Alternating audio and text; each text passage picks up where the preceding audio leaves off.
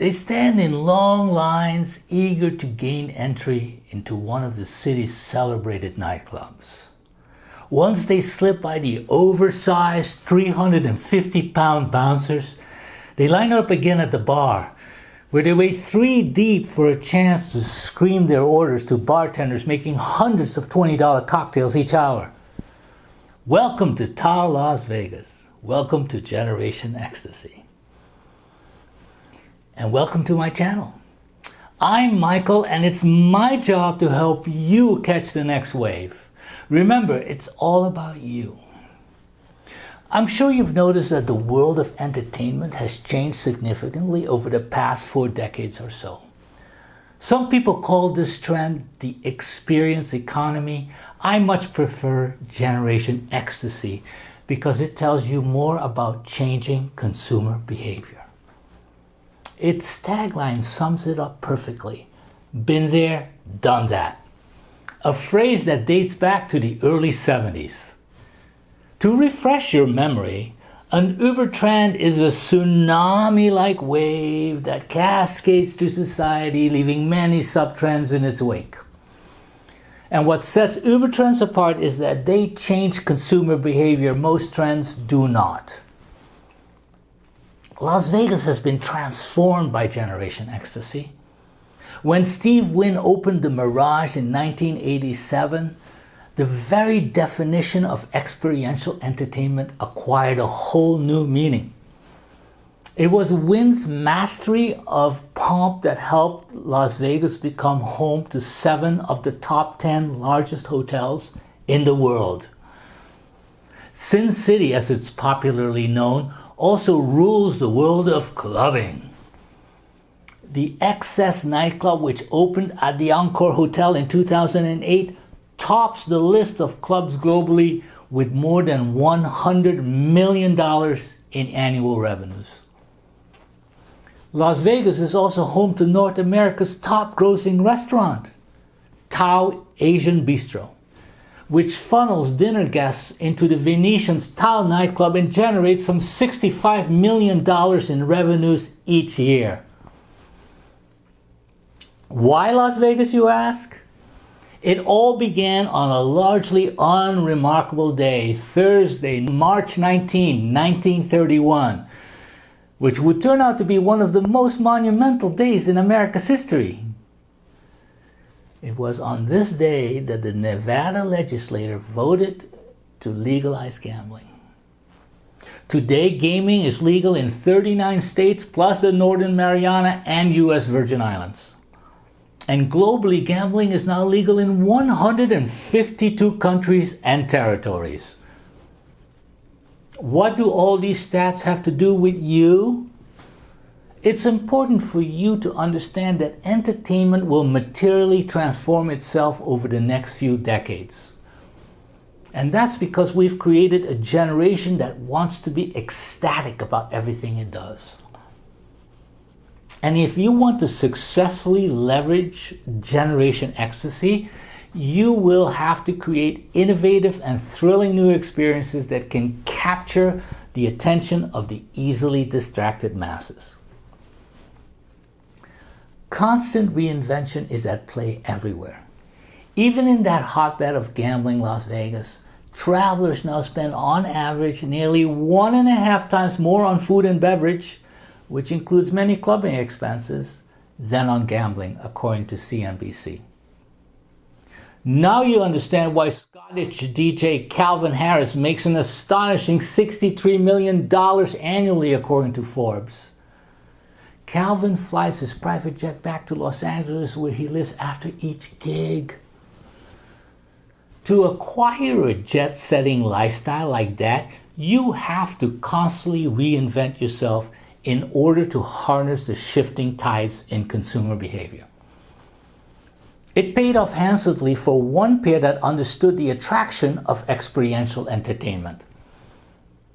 In 1984, in a small village in Quebec, Canada, called Bay St. Paul, 2 street performers, Guy Laliberté and Gilles Saint Croix, put the finishing touches on a modest new venture, Cirque du Soleil.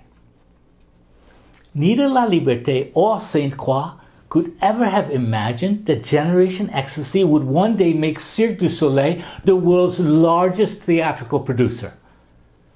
Cirque du Soleil creates experiences that are not only acrobatic but challenge the imagination as well. The company currently operates 19 shows worldwide, including 6 in Las Vegas alone.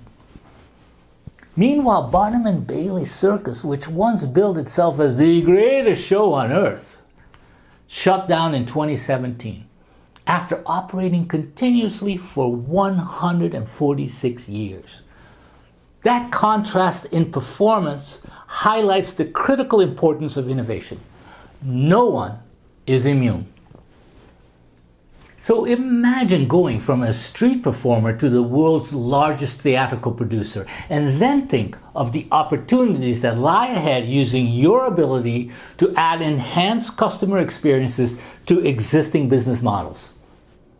And don't believe for a moment that entertaining experiences are limited to the business of entertainment. The tentacles of experiential entertainment have invaded industries far and wide, including restaurants, hospitality, retail, even real estate, as Dubai has spectacularly shown. In January 1993, a chef by the name of Thorwald Voss and his partners Huda Stoop and Suzanne Oxenauer established a new restaurant in Amsterdam called Supper Club, which deftly combines dining from a lounge bed with theatrical performances, exemplifying the immersive entertainment trend. The inspiration had clearly wafted over from Montreal's Cirque du Soleil. But when it comes to wafting, Amsterdam holds its own.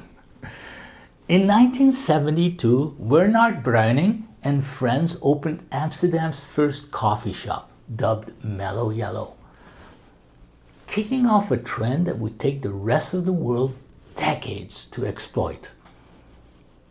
And for those of you who believe that the world is going down the toilet, Taiwan has brought us Modern Toilet, a restaurant where you will find toilet chairs, urinal sconces, and even commode-shaped serving pieces. Hey you, cut out the potty humor! In the hospitality industry, it similarly took decades for the major hotel chains to catch on. In 1984, former Studio 54 nightclub owners Steve Rubell and Ian Schrager opened a nondescript hotel on New York's Madison Avenue called Morgan's. That bold stroke of genius launched an entirely new category of hotels called either design or boutique hotels, nearly 1,000 of which exist today. Another area that vividly demonstrates the influence of Generation Ecstasy is tattoos. In the early 70s, only 1 in 100 Americans wore a tattoo. That figure has grown nearly 50-fold today. A Harris poll confirms the call of individuality, with 1/3 of tattooed adults saying it makes them more attractive and makes them feel sexy. Of course, 1 is often not enough. Among those with any tattoos, 69% have 2 or more. And as Prince Albert, Guinness's most pierced man of 2008 suggests, 2 is often so not enough. Put that man in a can. Excessive personal branding now even extends to corporate titles. In 1955, only 1 Fortune 200 company boasted a chief executive officer. The other 199 were headed up by someone with a truly impressive title, President. But no, that was not good enough. Today, every single U.S. corporation is headed up by a CEO, a contraction that gained popularity during the turbulent years of those same early 70s. But for some, even that is not enough. I have seen business cards that proudly proclaim Chairman, CEO, and President. Oy vey. If Oscar Wilde were alive today, he would be happy to know that his 1893 observation that nothing succeeds like excess has most certainly come true. Excess has spurred a whole new trend dubbed extreme entertainment that challenges participants to take ever greater risk. Do you know what America's second most dangerous sport is after American football? Do you? It's cheerleading. Can you believe it? According to a researcher based at the University of North Carolina, cheerleading ranks first in catastrophic injuries among female sports and second overall to only football. That's due to the significantly raised ante of acrobatic maneuvers which have turned cheerleaders into true daredevils. And speaking about daredevils, people like Alexander Remnev, who gets a kick out of taking selfies on tall buildings like the Princess Tower in Dubai here, and that mirror of the world, Instagram, are inspiring selfie shooters to take similar risks, sometimes with disastrous results. And how about those theme parks?